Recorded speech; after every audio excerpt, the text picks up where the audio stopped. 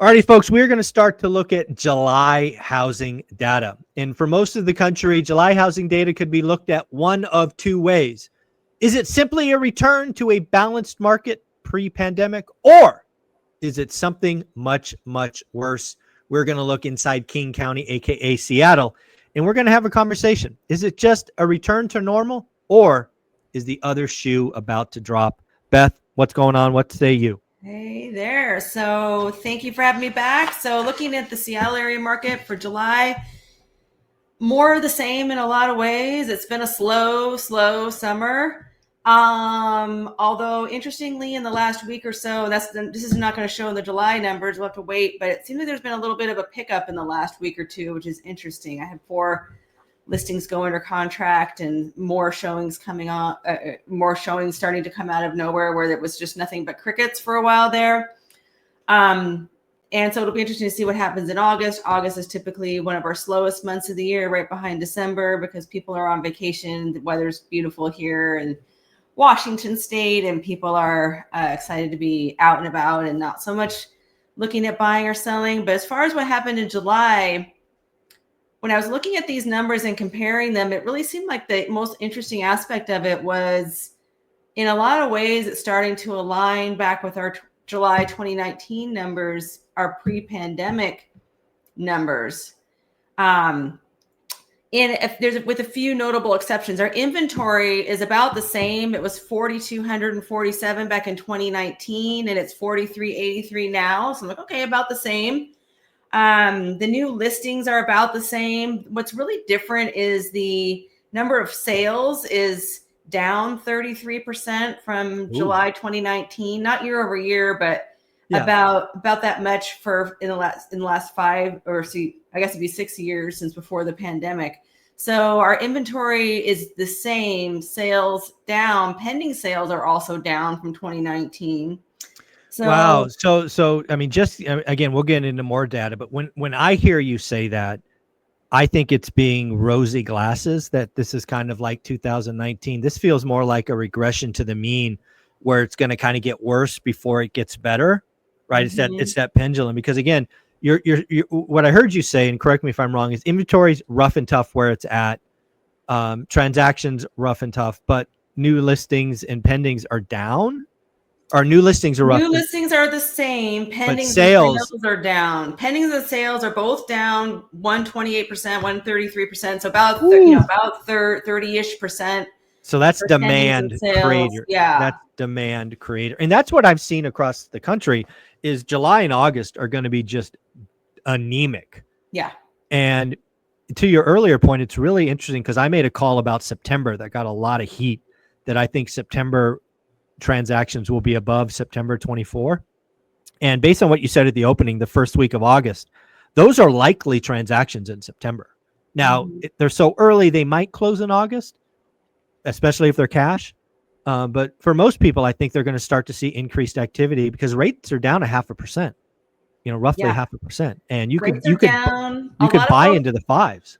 Yeah, and you could, and wouldn't that, it'll be really interesting to see what happens there. I think we'll know a lot more about that we'll have to wait to see what October numbers are for that to see what happened in September. But I'm talking to a lot of folks who are waiting for September to come around, both on the listing side and on the buy side. So, and that's kind of true most years where people want to, see what happens after Labor Day. Buyers are busy. They're doing other things. Sellers are waiting for after Labor Day at this point, a lot of them. Okay. But I had an interesting conversation with someone yesterday who is a higher end buyer, and they're echoing some of what I've been seeing in our higher end market here, which is still oversaturated.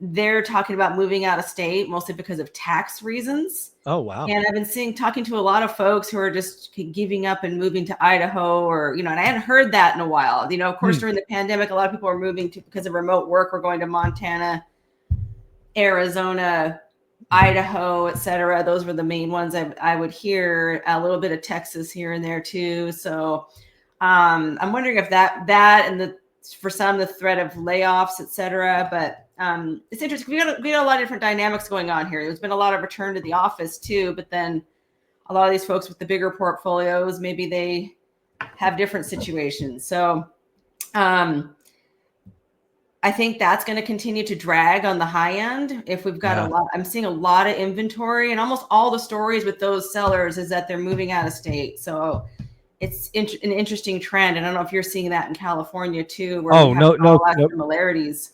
Yeah, there's no question. The high price markets of California are very much the same thing. Again, that's one of the reasons the median price is getting yanked higher. We're seeing a disproportionate amount of high end go. We're seeing some crazy discounts, $100,000 and whatnot, but that still yanks the median price higher. Yeah. The entry level cookie cutter, clean first time home buyer home still hard to find. Yeah, and I'm seeing that too. Where we're doing really well on anything at or below the median. Which we're right around in King County. Our numbers for July was that we were right about $1 million median price, and we dipped below that for a while. It's been kind of bouncing around that for the longest time. We haven't seen any huge gains or losses on that. This is just looking at residential, not condo. But going back looking at the 2019 numbers, I was just kind of playing around with that, and in 2019, our median was 680. Now it's $1 million. So it's like, okay, that's a big change. That's 50%. That's 50% on the nose. Yeah, and I know there were a lot of places went up a lot more than that. Like if you're looking in some parts of the country, that's nothing. But for us, still, that's pretty good. That's $320,000. That's a lot of money. Yeah. And I remember I was buying a lot of investment properties around that time, 2018, 2019. And they've done really well. Beth is doing okay. Beth is doing okay.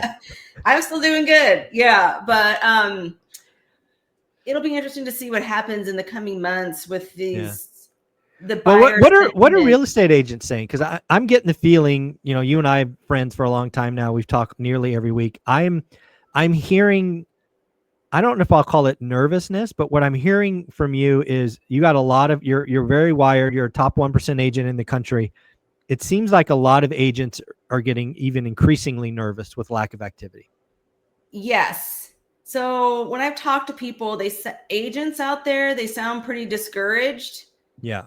And some sound downright scared.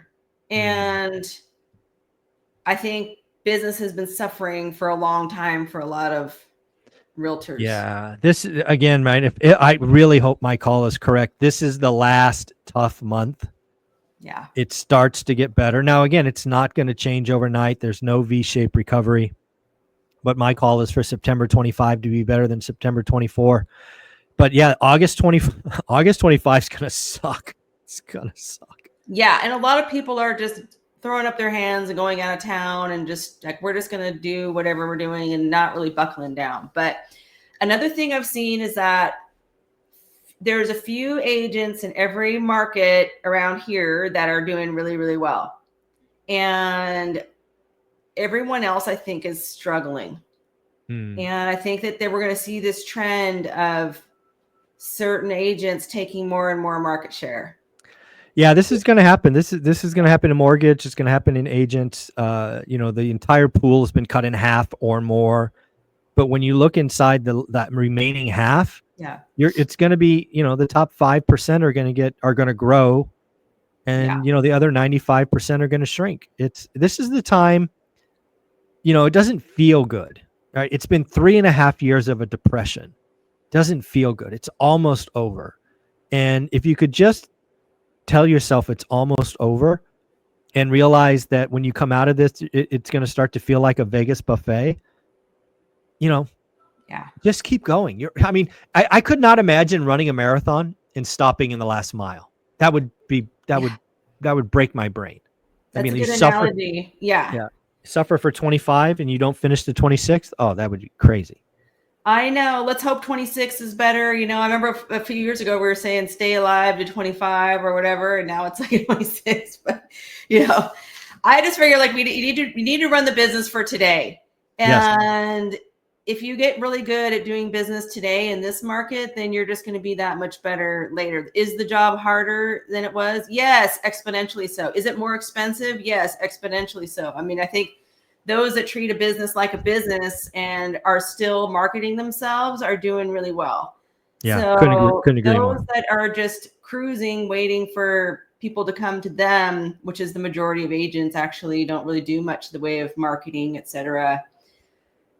Those I think are going to be struggling the most. But those that are proactively getting out there and saying, I'm the one that's selling houses in this market, that's who's going to get the calls. Agreed. From sellers. And they just want to know, I need to sell my house now, regardless of what the market is doing. You're selling houses. Can you tell me how I can sell my house? And if you are just realistic with them and let them know what they need to do, then you will get the business. So you just have to position yourself as the one that gets the call. And everyone needs to be very realistic. Agents, sellers, buyers, everyone needs to be very realistic about what's going on right now. And couldn't agree more. Coach them right. They'll do well. Yeah. Beth, you are amazing. You're a top 1% agent for a reason. You're part of the ORAT family for a reason. If somebody wanted to buy or sell in King County, or better yet, get a referral to a top agent around the country, what do they do? Yeah, they can just reach out to me through BethTraversogroup.com, or just Google my name. You'll find me all over the internet, on social media, etc. I'm out there. Very cool, Beth. You're amazing. Take care. Have a great week. Thank you. You too. Bye. Bye.